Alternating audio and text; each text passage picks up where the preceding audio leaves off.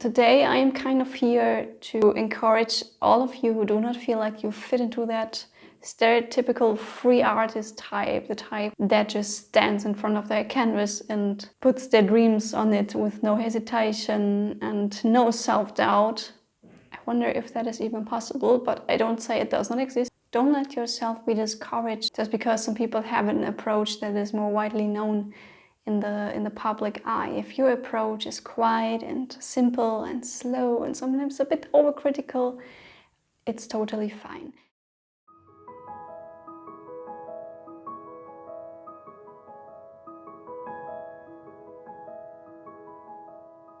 Before I knew that I am on the neurodivergent spectrum, I had learned to associate my way to perceive and react to everything as a form of personal failure I had to work on.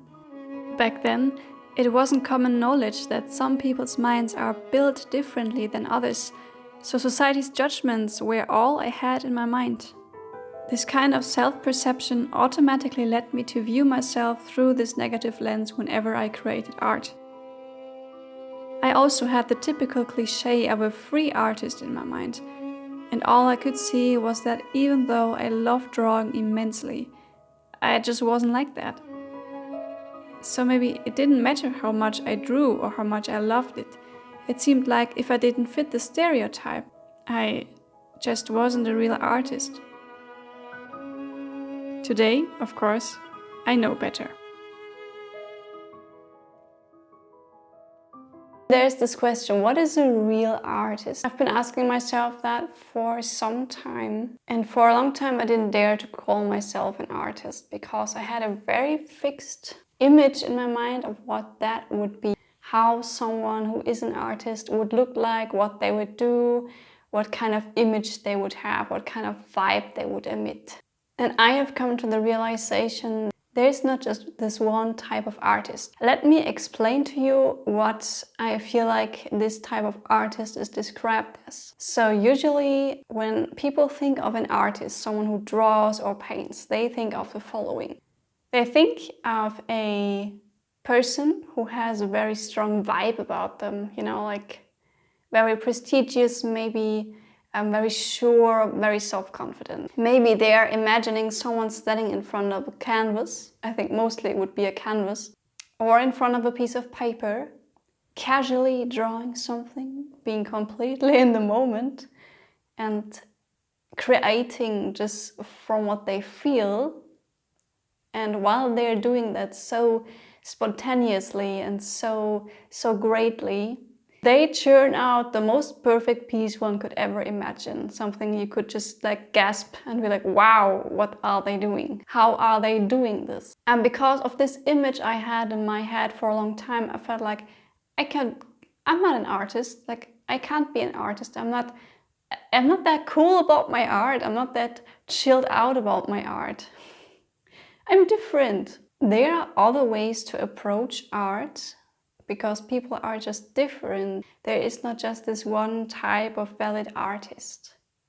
I've been wondering for the longest time why I am so detail focused, why I am so over analytical, why I am so perfectionistic. And since I've come to realize that I am on the neurodivergent spectrum, I've realized, yeah, that's just the way my brain rolls, obviously. That's just the way I am. I have the sketchbook. I have always a sketchbook with me wherever I go. In this sketchbook, I am totally free. I just let loose. If something goes wrong, I will just scribble over it. It won't be a problem. But when it comes to the paintings I actually want to hang on my wall, and one day, if I find the time, offer as printables to all of you lovely people, of course, I want things to be perfect because, as I said, I'm very detail focused. I'm very analytical. I hate looking at my paintings and see things that bother me. That's why I try so hard to make it perfect. If I am in front of a painting, in front of a white piece of paper, and I just put the sketch I made onto this paper and I'm now about to color it, I'm not chilled out about it, not at all. I want the result to be as awesome as it can get because the result just makes me so happy to see what I can bring onto paper from my own imagination. It just matters to me for the end result to be perfect. And to be honest, most of my sketches and other paintings, they don't meet my critical standards. So that is the reason why I do not have so many paintings on my wall yet, is because I know where I want to go with my art. I know where I am at. I know with what I'm satisfied, and I know where I want to practice a lot to become better. I hyper-focus on stuff. I think a lot about the process. I put my utmost care and love into the paintings, and that's why they go very slow. It's like an inner process, it just takes time to create that.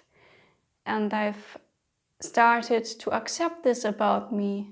Maybe one day I will be able to let it loose a lot more and just be more sure about it. But since I'm so analytical, and I'm pretty sure it comes with being neurodivergent and hyper-focusing on little details, which I'm way too good at, I realized this is the way I create art. This is the way I draw. This is the way I express myself. And there's just nothing wrong with it. Now, let me show you little glimpses of exactly this.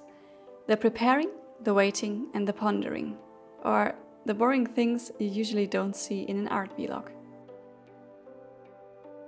First, I clean my brushes because I often forget to clean them. I am super good at hyper-focusing on certain details, but when it comes to the overall picture, I sometimes tend to forget things. Then I have to prepare my workplace to make sure all is in the right order. If not, I cannot start. Then there's the color testing. Am I still satisfied with the way I mixed them the last time, or will I have to begin again? Who knows?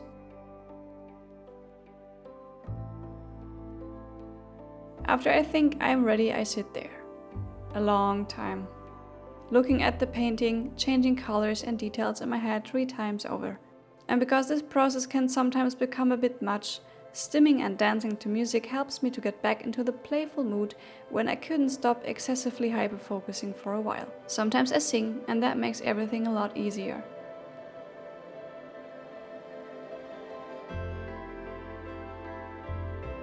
And then I'm back to pondering again, this time deciding I can't draw with the mixed colors I just tested because they accidentally became all dusty in the days in between drawing sessions because I forgot to properly cover them. So I mix them all new until I'm happy again. This time, of course, dust-free.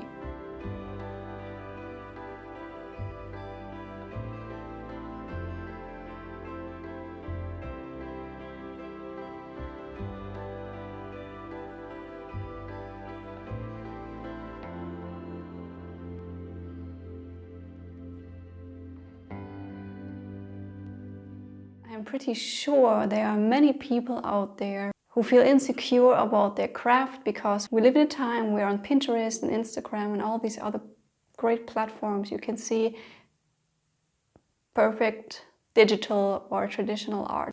And it can make you feel insecure, and it always feels like, why am I not so chill about what I'm doing? I've never met any artist who was completely satisfied with the work. Most artists I have learned to know are hypercritical about what they're doing. And it does not matter whether they are authors or traditional artists, digital artists, musicians. I've met a lot of great, awesome artsy people, and they all had one thing in common. Great at what they were doing. They were very critical of their mistakes. They enjoyed what they were doing, but they were also always struggling a bit with the question of, is this good enough? Am I good enough? Am I doing this right? And I think this is kind of normal because drawing and painting is a very hard skill. There are people who create the most magnificent, hyper-realistic oil paintings. If you're not able to paint the most hyper-realistic oil paintings, for whatever reason, maybe you're not there yet, or you don't really have an interest in that, like me, it sometimes can feel like your skill is not great enough. You're not talented enough, or you should be doing this differently because others have a different type of craft. And I am just here to share with you that I have started to realize being this nitpicky about my work, overanalyzing it, hyper-focusing on stuff, and having my art go slow is just the way I am, and there's nothing bad about it. You know, there's nothing wrong with being neurodivergent or just being careful with what you're doing. You know, I think if you're very focused on what you're doing, if you're taking your time with every little detail, if you're very critical about your work, it shows that you care and it shows how important it is to you. And that is the most important thing, because even though we share art, it's something very personal, and one person has a different approach to it than others.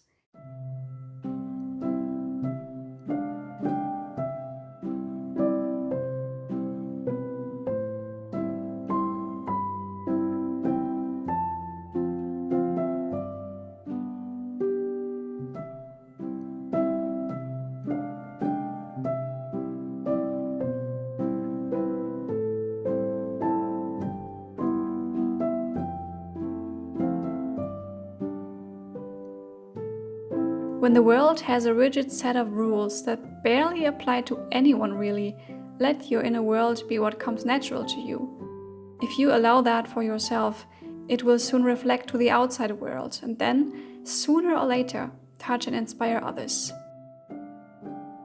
Today I can see that many of my behaviors are due to my neurodivergency, part of my mind, my personality, my body. Being finally able to see why I am the way I am has helped me to find peace with it. The pressure of having to be someone else to be a valid human, or a valid artist, is gone.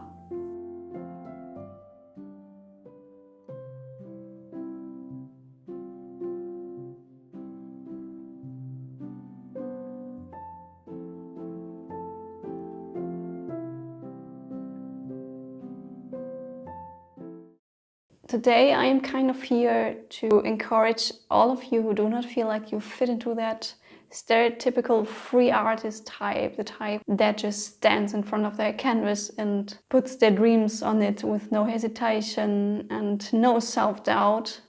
I wonder if that is even possible, but I don't say it does not exist. Don't let yourself be discouraged just because some people have an approach that is more widely known in the public eye. If your approach is quiet and simple and slow and sometimes a bit overcritical, it's totally fine. Though I would advise you to not let the overcritical side slip into the self-destructive. As you know, I talk about high sensitivity and neurodivergency on this channel quite a lot. Since I have discovered that I'm neurodivergent myself, which has helped me to understand everything about me so much better. Many neurodivergent people make this experience that they are not accepted for who they are, and people see that they're different, cannot place it, don't know how to react to it. So they're getting constantly reminded of what they supposedly cannot do or what their flaws are, which is really sad and can be really traumatizing. I want to ask you to embrace the way you create. And it doesn't even have to be art, it can be anything in life. Embrace the way you do it, even if that differs from what your people do. Even if that differs to what your peers do, or the group you're in, or what you've been taught. Embrace it, but don't analyze it so hard that all you see are mistakes and you give up. Don't overanalyze yourself to the point where you only start to see the negative. We want to have a balance. We want to allow ourselves to be detail-focused, hyper-focused, to work on this little detail over and over again if we like it. But be peaceful about it. Embrace yourself. Love yourself. Don't scream at yourself, because then you're not listening to yourself, believe me. Screaming at yourself. Who likes to be screamed at? Obviously, you don't like to be screamed at by someone else, so don't scream at yourself, because then you're not listening.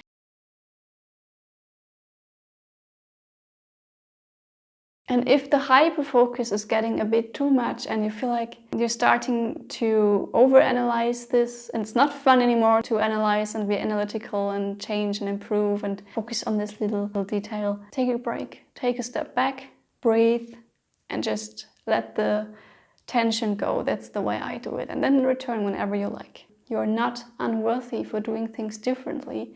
You're not unworthy for being the way you are, because the world is full of individual people. And I think we're just at the beginning of realizing how very individual everyone is, and that your type of individuality is not a mistake, but it's valid because it's you. So you don't have to be the cliche of a free artist. It doesn't mean that your way to do it is wrong.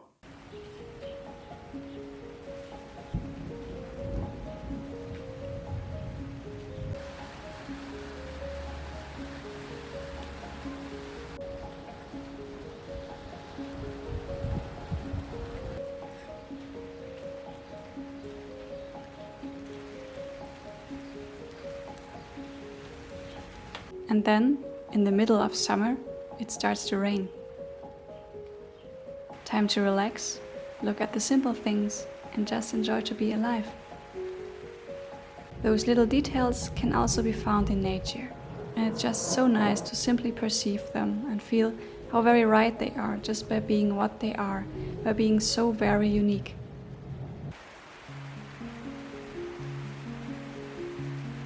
Some small, some bigger, some slow, some faster, some crooked in a funny way, others very frilly. When I look at how quickly the plants in my balcony grow, it just makes my heart flutter, and I feel at ease. That is just life, beautifully evolving simply by being itself, just like we humans are.